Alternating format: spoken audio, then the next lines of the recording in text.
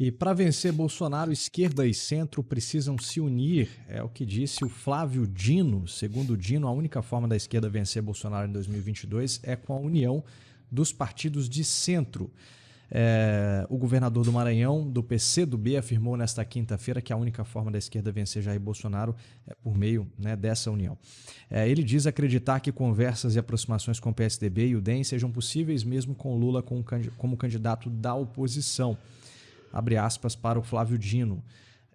Abre aspas para o Flávio Dino em entrevista ao jornal Estado de São Paulo. O Centro Democrático precisa estar junto para vencer a eleição, se não der no primeiro turno, que seja no segundo, afirmou ele em entrevista ao jornal Estado de São Paulo.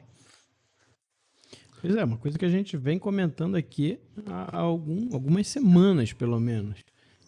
A gente não me estranharia ver PSDB e PT unidos no ano que vem, porque talvez eles acham que seja a única forma de vencer o Bolsonaro.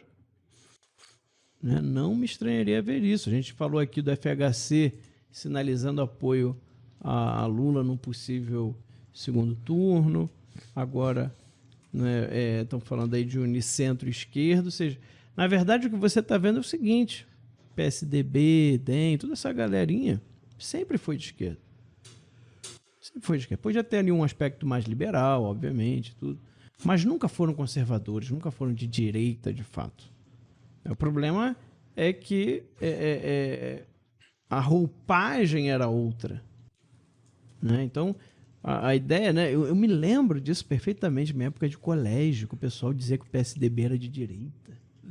Não, pelo amor de Deus. Eu dei uma fala, uma vez, da Gleisi Hoffmann, quando ela era deputada estadual, se não me engano. Ela estava contestando a tese de que na faculdade só se estudava autores de esquerda, Escuta essa, Sepúlveda. E o argumento dela foi o seguinte: nós estudamos também autores de extrema direita, como FHC. Então, isso é aplicação in natura, in natura do conceito de janela de Overton. A aplicação in natura, você está vendo aqui, in natura o conceito de janela de Overton. Para ela, FHC é extrema-direita, por quê? Porque o espectro político daquilo que é considerado aceitável vai até o FHC. Quando que foi isso? Agora eu tenho quase certeza que foi a Gleisi Hoffmann quando que foi, eu não lembro, mas numa discussão, acho, na Assembleia Legislativa, acho que é de Santa Catarina do Paraná, agora não me lembro. Mas tem muitos anos, tem mais ou menos? Não, tem mais ou menos. Acho que não foi há tantos anos assim, não. Quer dizer, foi na década passada agora, Foi na década de 2010, A gente tá velho mesmo, né? Porra, A gente tava comentando isso aqui ontem. Cara, a gente começa a perceber que tá velho quando a gente começa a pensar em fatos passados em questões de décadas. Em questão de décadas, justamente, eu tava comentando uma coisa com o Marcos aqui, você foi quanto tempo? Você faz 20 anos. Pô, faz 20 anos, Enfim. Pode falar, Então, para falar de décadas, eu me lembro no dia que eu o conheci pessoalmente, no antro de direitismo, que era a sua faculdade, a sua universidade. Pois é, se você puder. Pois é. E já vai para uma década já isso aí, Já vai para uma década. Já vai para uma década isso já, que eu conheci pessoalmente o Sepúlveda. Pode falar. Ali era a comprovação de que realmente se estudavam autores de extrema direita. Pois é. Não, porque eu perguntei do tempo, Ítalo. Porque eu não sei se hoje ela falaria isso. Ah, sim. Não. Isso era numa época... Não, de fato, isso era numa época em que realmente você falar que o FHC é de direita, ninguém chegava com camisa de força logo em seguida pra você. Hoje em dia você fala que o FHC é extrema direita, O nego fala assim, não, tá puro não. Dá uma injeçãozinha nessa pessoa aí, entendeu? Bota numa sacochoada porque vai dar merda, entendeu? Então, assim, Isso é aplicação do conceito na jornada de Overton, né? Mas eu interrompi você, Não, Max. não, se você puder falar. Diga se puder. Não, eu queria só fazer aqui uma observação de como caminham as narrativas no país. Há muito tempo que o pessoal do centro, dito do centro, inventou a narrativa do bolsopetismo. Ou seja, os chamados bolsonaristas seriam a mesma coisa que os lulopetistas. E esses são dois extremos que precisam ser afastados e que precisam ser derrotados, porque o centro é a via do bom senso, é a via da paz no Brasil, da paz política, etc. Esses que inventaram essa narrativa agora dão as mãos ao Lula. Veja, por exemplo, Reinaldo Azevedo, os próprios antas lá fazendo a maior propaganda de que o Lula já se movimentou, já fez, já isso, aquilo, outro. O Fernando Henrique, toda essa gente que veio com o discurso do centro e que falou dos extremos que precisavam ser afastados, agora, de repente, começa a dar a mão a um dos extremos. Ora, quem estuda história sabe que esse é o papel dos moderados e do centro sempre. Primeiro, eles se definem como a voz da razão.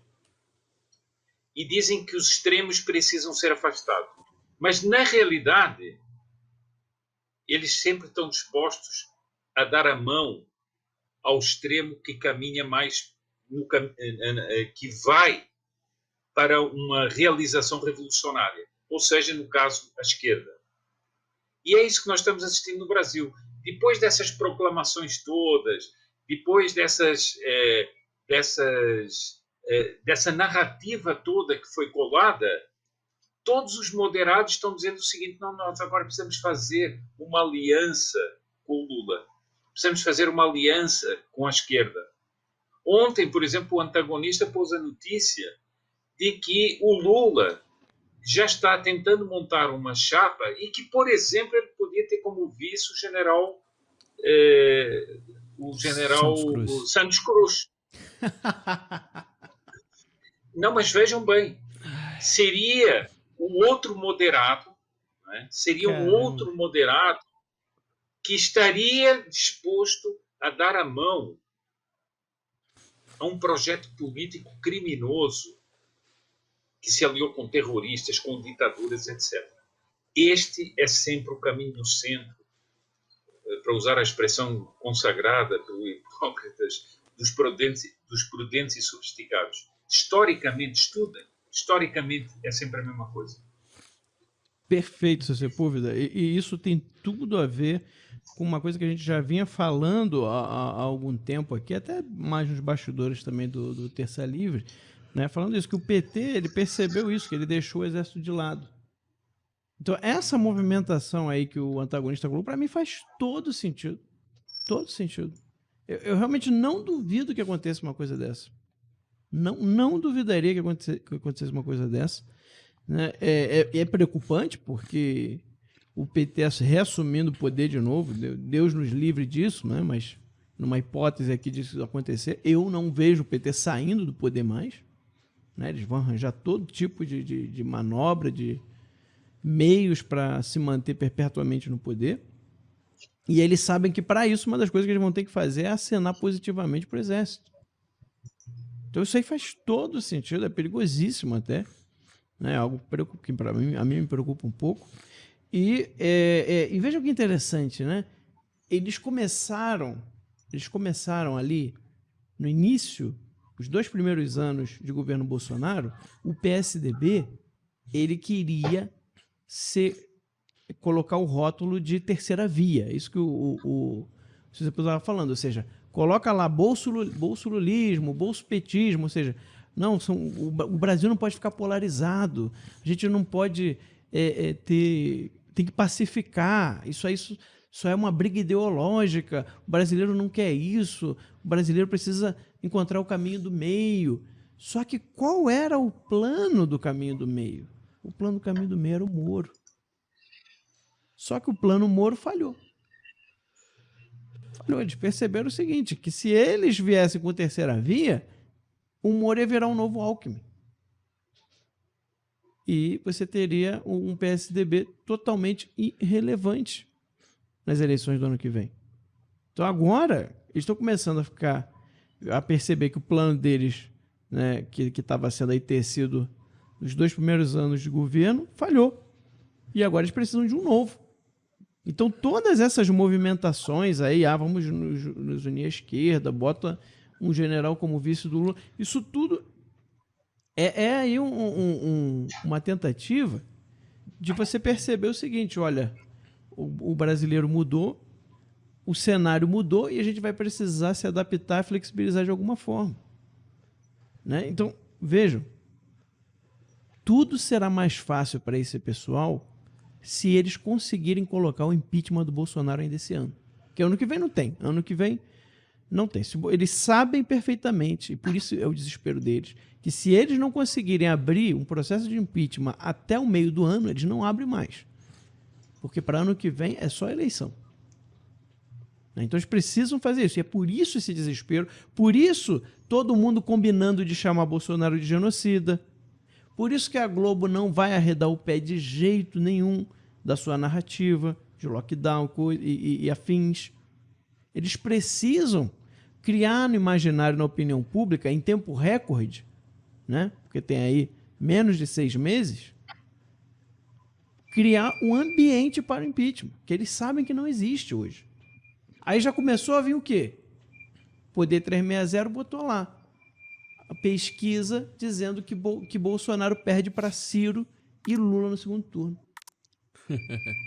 É sempre assim, sempre começou assim.